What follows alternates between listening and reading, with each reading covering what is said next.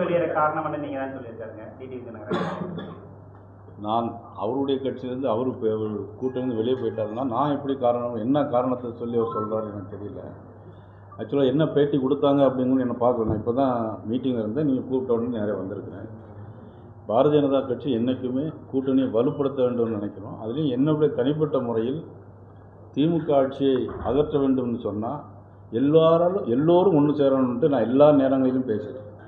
ஒரு இடத்துலையாவது நான் யாரும் வேண்டாம்னு சொன்னதே கிடையாது. எல்லா காலத்திலும் எல்லா பேட்டியும் என்னுடைய எல்லா பேட்டியும் எடுத்து பார்த்தா எல்லாரும் ஒன்று சேர்ந்தால் தான் திமுகவை வீழ்த்த முடியும் அப்படின்னு தான் நான் எல்லா இடத்துலையும் சொல்லியிருக்கேன். அவர் பயன்படுத்தின பதம் ஆணவத்துடன் நடந்து கொள்கிறார் நயினார் நாகேந்திரன் அப்படிங்கிற மாதிரி ஒரு வார்த்தை. டிடிவி தினகரன் முன்னாள் மாநில அண்ணாமலை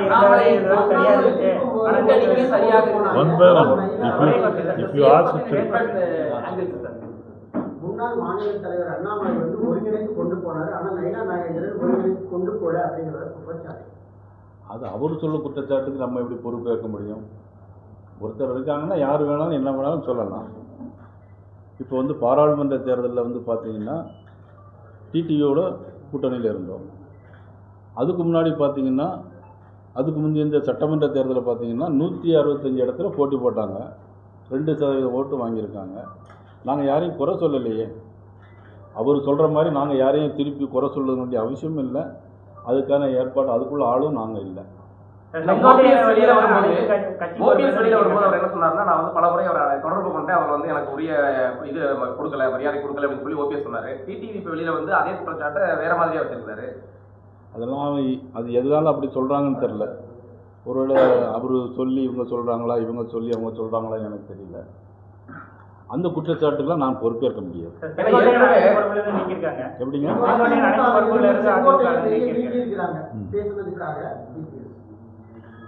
அதிமுக கட்சியினுடைய பொதுச் செயலாளர் திரு இபிஎஸ் அவர்கள், இது அவருடைய உள்கட்சி பிரச்சனை.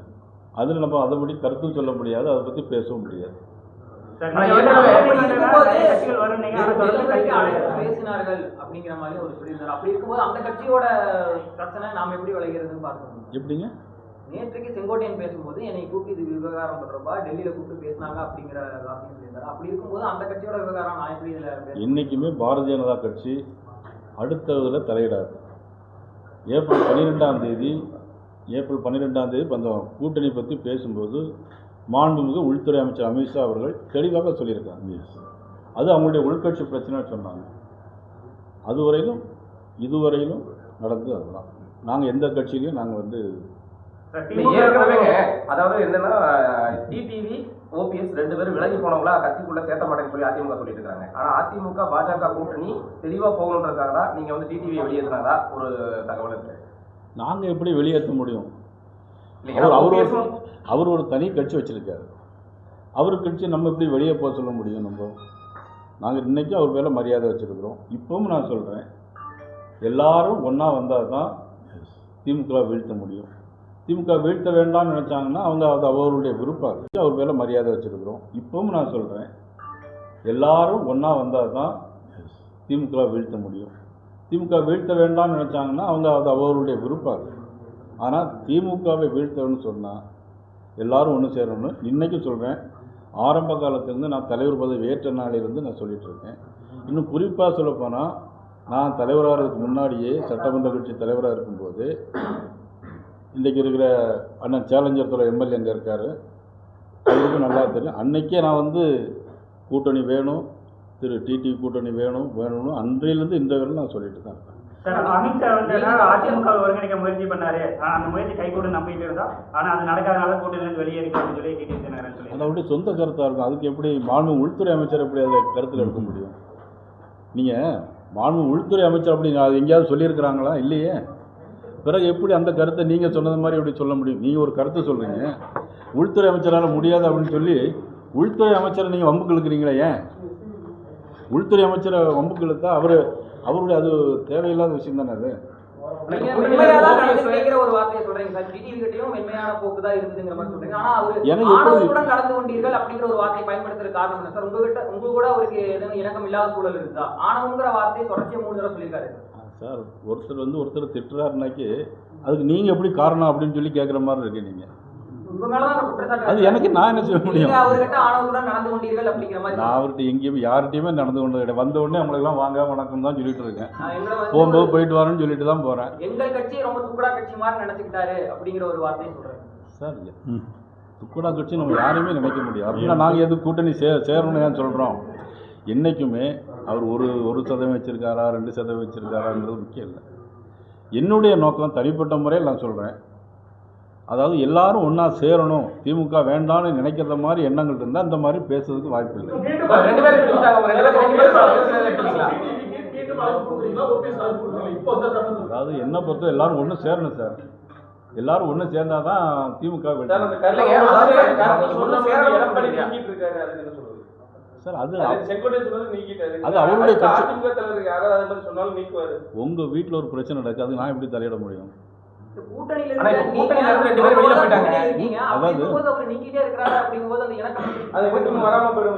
சார் நீங்க சொல்லுது எனக்கு புரியவில்லை. எனக்கு எப்படின்னா அது அவருடைய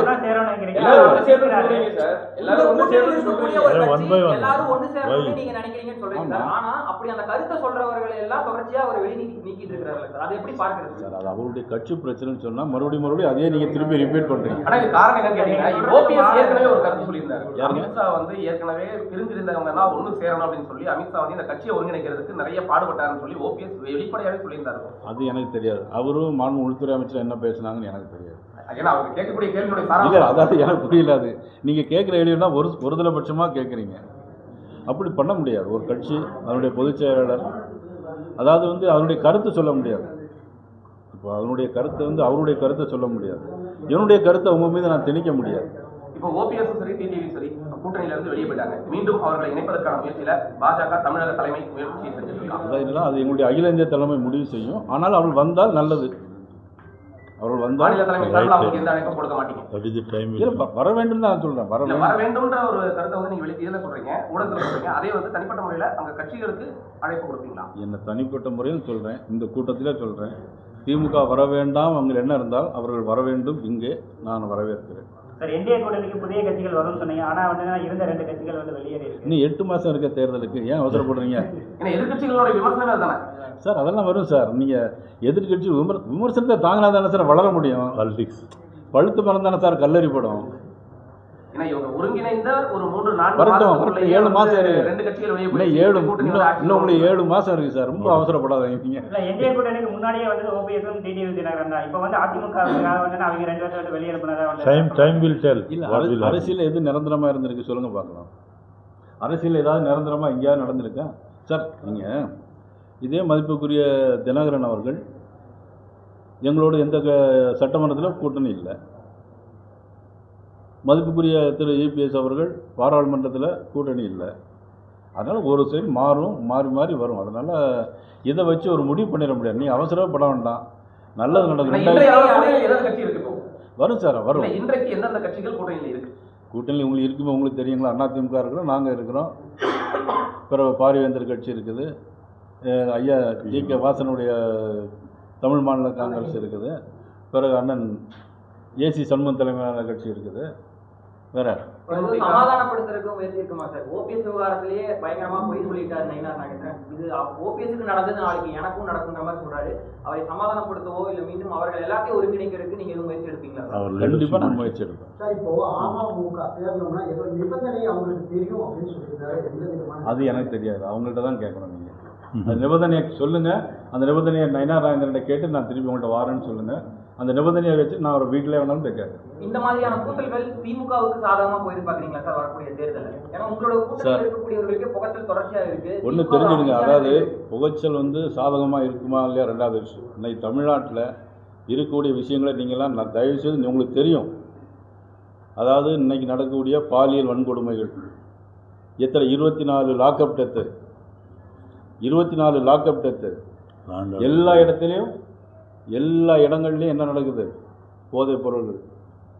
அதுக்கு பிறகு எல்லாம் அடிபட்டு இன்னைக்கு நேற்று கூட ஒரு திமுக அது டிஜிபி ஆஃபீஸ்க்கு முன்னாடி திமுக கூட்டணியில் ஒரு கட்சி வந்து ஆளை அடிக்கிறாங்க. கேமராவில் பதிவாகுது. இன்னைக்கு வரை எஃப்ஐஆர் போடல. பாமக பேரூராட்சி தலைவருக்கு நாட்டு வெடிகுண்டு இது என்ன சார் இதுக்கெல்லாம் பொறுத்து வெடிகுண்டு வேணும், இதுக்கு போய் கருத்து கேட்குறீங்க? சட்ட ஒழுங்கு சரியில்லை சார், இதுக்கு போய் கருத்து ஒருத்தர் அறுவலத்துக்கு வெட்டினா அதை பற்றி கருத்து என்னன்னு கேட்குறீங்க? சட்ட ஒழுங்கு சரியில்லை, போலீஸ் சரியில்லை, முதலமைச்சர் சரியில்லை, அதான் நாங்கள் சொல்ல முடியும். இதெல்லாம் பார்த்துட்டு நிச்சயமாக மக்கள் வந்து சும்மா இருக்க மாட்டாங்க. சார், திமுக கூட்டணியில் எந்த கட்சியும் கடந்த 6 ஆண்டுகளாக வந்து வெளியேறாமல் வந்து ஒரே வந்து இணக்கமான சார், சூழல் இருக்கு. கூட்டணியில் வெளியே வருது வெளியே வரலங்கிறது பிரச்சனை வேறு. எலெக்ஷனில் மக்கள் வந்து ஒரு தீர்ப்பளிப்பாங்க. நீங்கள் வந்து கன்னியாகுமரியில் ஆரம்பித்து கும்மிடிப்பூண்டி வரைக்கும் இது வரைக்கும் தேர்தலில் வந்து பார்த்தீங்கன்னா ஒவ்வொரு தேர்தலும் மாறி மாறி நடந்துருக்கு. 89 வந்த திமுக 91 தோற்று போச்சு. அதுக்கப்புறம் மாறி மாறி தான் ஆட்சி வந்துகிட்டே இருந்திருக்கு. 2006 மைனாரிட்டி கவர்மெண்ட் திமுக, மெஜாரிட்டி கிடையாது, 96 எம்எல்ஏ தான். அதெல்லாம் வச்சுட்டு ஒரு கணக்கு போடவே முடியாது நீங்கள். சார், இப்போ நடக்கிற சம்பவத்தில் திமுக அரசியல் ரீதியாக அவங்க சாதாரணமாக ட்ரை பண்ணுறதுக்கான வாய்ப்புகள் இருக்குது. திமுக உங்களுக்கு கூட்டணியை பற்றி அரசியல் ரீதியாக ட்ரை பண்ணுவாங்க. எப்படி அரசியல் ரீதியாக எப்படி கிளைம் அவங்க பண்ணலாம்? கூட்டணியில் நிறைய பேர் வெளியே போயிட்டாங்க, இப்போ எங்களுக்கு சாதகமாக மக்கள் ட்ரை பண்ணுவாங்க. மக்கள் வந்து ஓட்டு போடும்போது தேர்தல் அன்னைக்கு ஒரு முடிவு பண்ணி வச்சுருப்பாங்க. அதை மாதிரி ஓட்டு போடணும் தவிர இது ஒரு காரணம் கூட்டணிந்து வெளியே போயிட்டாங்க அதனால் ஓட்டு போடாதீங்க அப்படின்னு சொல்ல முடியாது. ஏன்னா தேமுதிக வந்து பாஜக கூட்டணியில தான் இருக்கும் அப்படிங்கிற ஒரு கருத்து இருந்த நேரத்தில் இப்போ எடப்பாடியார் முதுகுல குத்திட்டாருன்னு சொல்லி பிரேமலதா அவங்க பேசின ஒரு இது கருத்து வெளியே வந்திருந்தது. இல்லை, அதை பற்றிலாம் நான் கருத்து சொல்ல முடியாது. இல்லை, அப்படி இருக்கும்போது இந்த பாஜக கூட்டணியில எந்த கட்சி தான் கடைசி வரைக்கும் பயணம் செய்யும் அப்படின்னு 8 மாதம் இருக்குல்ல, 8 மாதம் இருக்கு உங்களுக்கு. மாநில தலைவராக அண்ணாமலை இந்த செயல்பாட்டுக்கும் உங்களுடைய செயல்பாட்டுக்கும் நிறைய வித்தியாசம் இருக்கு. அவர் வந்து எல்லாத்தையும் அரவணைத்து கொஞ்சம் வலுவாக கொண்டு போனாரு. இப்போ அது இல்லை என்ற மாதிரியான ஒரு கருத்து. சார், உங்கள் கையில் 5 விரல் இருக்குது, 5 விரலும் ஒன்று போல் இருக்காது சார். ஒவ்வொருத்தரும் ஒரு டிஃப்ரெண்ட்டான ஆக்டிவிட்டிஸ். இதற்கிடையே உள்துறை அமைச்சர் அமித்ஷா இருக்கிறாரா அண்ணாமலை அப்படிங்கிற மாதிரி ஒரு கருத்து உங்களுக்கு தேவையில்லாத கேள்வியெல்லாம் கேட்டுகிட்டே இருக்கிறேன். எங்களுக்கு சரியான ஒரு அங்கீகாரம் கிடைக்கலன்னு சொல்லி ஸ்போர்ட்ஸ் ரிலேட்டடா வந்து அலிஷா அப்துல்லா வந்து ஒரு கருத்து சொல்லியிருந்தாங்க. சரி, இஸ்லாமியர்களுக்கான ஒரு முன்னுரிமை கிடைக்க மாட்டேது அப்படிங்கிற ஒரு கருத்தை சொல்லியிருந்தாங்க. அவங்க பெரிய ஏதோ ஒரு பதவி அவங்களுக்கு அலிஷா அப்துல்லா இஸ்லாமியர்களுக்கு ஒரு முன்னுரிமையோ ஒரு மெஜாரிட்டி கிடையாது, 96 எம்எல்ஏ தான். அதெல்லாம் வச்சுட்டு ஒரு கணக்கு போடவே முடியாது நீங்கள். சார், இப்போ நடக்கிற சம்பவத்தில் திமுக அரசியல் ரீதியாக அவங்க சாதாரணமாக ட்ரை பண்ணுறதுக்கான வாய்ப்புகள் இருக்குது. திமுக உங்களுக்கு கூட்டணியை பற்றி அரசியல் ரீதியாக ட்ரை பண்ணுவாங்க. எப்படி அரசியல் ரீதியாக எப்படி கிளைம் அவங்க பண்ணலாம்? கூட்டணியில் நிறைய பேர் வெளியே போயிட்டாங்க, இப்போ எங்களுக்கு சாதகமாக மக்கள் ட்ரை பண்ணுவாங்க. மக்கள் வந்து ஓட்டு போடும்போது தேர்தல் அன்னைக்கு ஒரு முடிவு பண்ணி வச்சுருப்பாங்க. அதை மாதிரி ஓட்டு போடணும் தவிர இது ஒரு காரணம் கூட்டணிந்து வெளியே போயிட்டாங்க அதனால் ஓட்டு போடாதீங்க அப்படின்னு சொல்ல முடியாது. ஏன்னா தேமுதிக வந்து பாஜக கூட்டணியில தான் இருக்கும் அப்படிங்கிற ஒரு கருத்து இருந்த நேரத்தில் இப்போ எடப்பாடியார் முதுகுல குத்திட்டாருன்னு சொல்லி பிரேமலதா அவங்க பேசின ஒரு இது கருத்து வெளியே வந்திருந்தது. இல்லை, அதை பற்றிலாம் நான் கருத்து சொல்ல முடியாது. இல்லை, அப்படி இருக்கும்போது இந்த பாஜக கூட்டணியில எந்த கட்சி தான் கடைசி வரைக்கும் பயணம் செய்யும் அப்படின்னு 8 மாதம் இருக்குல்ல, 8 மாதம் இருக்கு உங்களுக்கு. மாநில தலைவராக அண்ணாமலை இந்த செயல்பாட்டுக்கும் உங்களுடைய செயல்பாட்டுக்கும் நிறைய வித்தியாசம் இருக்கு. அவர் வந்து எல்லாத்தையும் அரவணைத்து கொஞ்சம் வலுவாக கொண்டு போனாரு.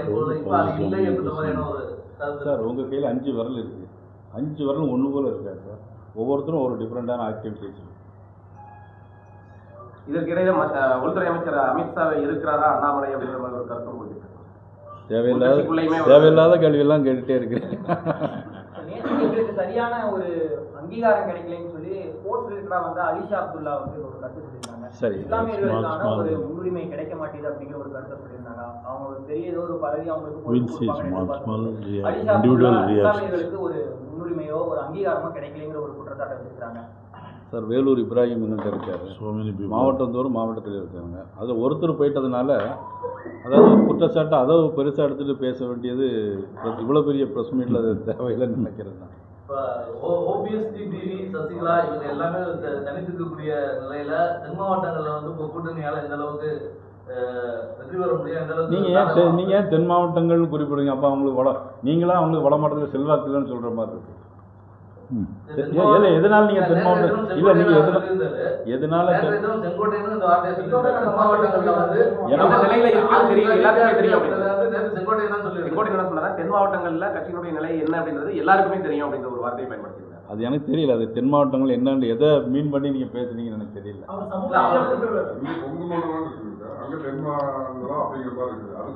ஜாதி ரீதியான வாக்குகள் வந்து செதறும் அப்படிங்கிற மீனிங்ல வந்து சொல்றாங்க. ஒரு நயினா நாகேந்திரன் மட்டும் முன்னிறுத்திட்டு அந்த சமூகத்தை சேர்ந்த மற்ற தலைவர்களை ஃபுல்லாக வந்து எதிர்ப்பு செய்கிறாங்களா? தென் மாவட்டங்களில் வந்து உங்களை முன்னிலைப்படுத்துவதற்காக அந்த சமூகத்தை சேர்ந்த மற்ற தலைவர்கள் எதிர்ப்பு செய்யப்படுறாங்க. அதாவது ஒன்று தெரிஞ்சுக்கிடுங்க, 2001 தேர்தலில் இதே ஜாதிகளெல்லாம் சேர்ந்து கூட்டணி வச்சாங்க. மிகப்பெரிய கூட்டணியாக வச்சு கலைஞர் தலைமையில் 2001 தேர்தலில் இதே மாதிரி தான் எல்லா ஜாதி அமைப்புகளாக சேர்ந்து தான் கூட்டணி அரசியல் இது பண்ணாங்க. வெற்றி பெற முடியல. 2001 புரட்சித்தலைவி அம்மா தான் முதலமைச்சர் வந்தாங்க. அதனால் ஜாதியெல்லாம் தேர்தல் நேரத்தில் வந்து நிற்காது.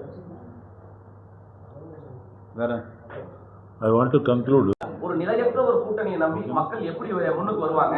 ஒரு திமுக கூட்டணியை பொறுத்த வரைக்கும் ஒரு நிலையான கொள்கையில கரெக்டா பிடிப்போடு இருக்கிறாங்க. எந்த வகையில அவங்க வந்து சறுக்கல அப்படின்ற ஒரு கருத்தும் இருக்கு இல்லையா சார்? இன்னைக்கு அதிமுக பெரிய கட்சி, அதே மாதிரி ஆல் இண்டியா அளவில் பிஜேபி பெரிய கட்சி.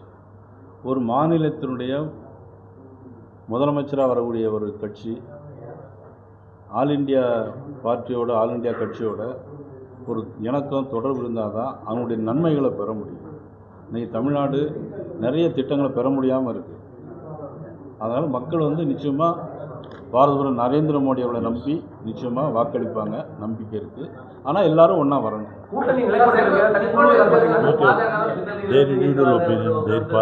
உறுதியாக சொல்கிறேன், பாரதிய ஜனதா கட்சி யாருக்கும் பின்னாலே இல்லை.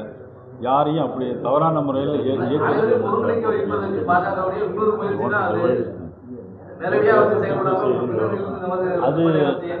அது கருத்து நான் ஒத்துக்கிட முடியும். யாரும் எல்லாரும் ஒன்றா என்னுடைய பொறுத்த முடியும், பாரதிய ஜனதா கட்சியை பொறுத்த முடியும் ஒன்றா இருக்கணும். அவ்வளோதான் என்னுடைய வேண்டுகோள். Thank you brother.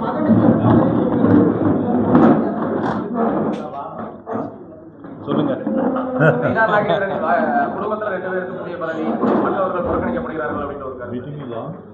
நல்ல கேள்விதான். அதாவது வந்து நயினார் பாலாஜி வந்து நான் மாநில தலைவர் வர்றதுக்கு முன்னாலே இளைஞனுடைய மாநில துணைத் தலைவர். பாரதிய ஜனதா கட்சி ஒரு குடும்ப கட்சி கிடையாது. திமுக ஒரு குடும்ப கட்சி. ஒத்துக்கிறீங்களா? Very good. ஒத்துக்கிட்டால் சரி தான். அதில் வந்து பார்த்தீங்கன்னா மதிப்புக்குரிய கலைஞர் அவர்கள் முதலமைச்சர், அதுக்கப்புறம் மதிப்புக்குரிய நம்முடைய முதலமைச்சர் இன்றைக்கி ஸ்டாலின். அதன் பிறகு துணை முதலமைச்சர் யார்? நமது மதிப்புக்குரிய விளையாட்டுத்துறை அமைச்சர் உதயநிதி ஸ்டாலின். நாடாளுமன்ற உறுப்பினர் திரு கனிமொழி அவர்கள், தயாநிதி மாறன் அவர்கள். இதையெல்லாம் நீங்கள் ஒரு நாளாவது அவங்கள்ட்ட போய் கேட்க, யாராவது கேட்டிருப்பீங்கன்னா கேட்டுக்க மாட்டீங்க, அப்படி தானே? பாரதிய ஜனதா கட்சி கேட்கல, இதுவரைக்கும் கேட்கல. இப்போ அடுத்த கேட்டிருப்போம் சார். அவங்க கனிமொழி அவங்க வந்திருந்த போது கூட கேட்டிருப்போம். கேள்விகள் வைக்கப்படுது. அவங்க வந்து அடிமட்ட பொறுப்புகள் இருந்து தான் படிப்படியாக வந்தாங்க. ஒரு வலுப்படான பதில்கள் தான் அவங்களுக்கு கொடுத்தாங்க. கேள்விகள் கேட்காம இல்லை. அதே மாதிரி இப்போ நான் வர்றதுக்கு முன்னாடியே இளைஞனுடைய மாநில துணைத் தலைவர். பாரதிய ஜனதா கட்சி எங்களுடைய குடும்ப கட்சி கிடையாது. இது அகில இந்திய கட்சி. இன்றைக்கி 350 330 நாடாளுமன்ற உறுப்பினர், 1600 1300 பட்ட எம்எல்ஏக்கள் உள்ள கட்சி. என்னுடைய பதவி காலமே 3 வருஷம்தான். 5 மாதம் ஓடிடுச்சு. இன்னும் 2 வருஷம்தான். ஒரு அகில இந்திய தலைமை நினைச்சா அவங்க கூட்டி தரலாம். ஆனால் இந்த கட்சி யாருக்கும் சாதகமான கட்சி கிடையாது. அதனால் இது வந்து அவருக்கு பொறுப்பு கொடுத்தனால எனக்கு வந்திருக்குன்னு சொல்ல வேண்டிய கருத்து அது சரியாக இருக்காது நான் நினைக்கிறேன். நீங்கள் அதை ஏற்றுக்கொள்ளுங்கன்னு நினைக்கிறேன். இந்த மாதிரி கேள்விகள் வைக்கும்போது தான் அமித்ஷாவின் மகன் ஜெயிச்சா விளையாட்டுத்துறையை சார்ந்த ஒரு பதவிக்கு நேரடியாக எப்படி வருகிறார்? அவர் வந்து விளையாட்டு வீரரா, முன்னாள் விளையாட்டு வீரராங்கிற கேள்வி எல்லாம் திமுக தரப்பு இருக்காங்க. அரசியல் ரீதியா இல்லாம கூட அரசியல் இருக்கிறவங்களுக்கு இந்த நாட்டில் அதிக பேர் ஃபாலோ பண்ணக்கூடிய ஒரு விளையாட்டுல பிசிசிஐல ஒரு முக்கிய பொறுப்பு வழங்கப்படுது. இவ்வளவு நாள் கிரிக்கெட் விளையாடியவரா அப்படிங்கிற ஒரு கொஸ்டின். இப்போ தமிழ்நாட்டில் பார்த்தீங்கன்னா மதிப்புக்குரிய முன்னாள் அமைச்சர் பொன்முடி அவருடைய மகன் எதில் இருக்காரு? கிரிக்கெட் விளையாட்டு வாரியத்தில் இருக்காரா இல்லையா? சப்ஜெக்ட் ஓகேவா? ஓகே.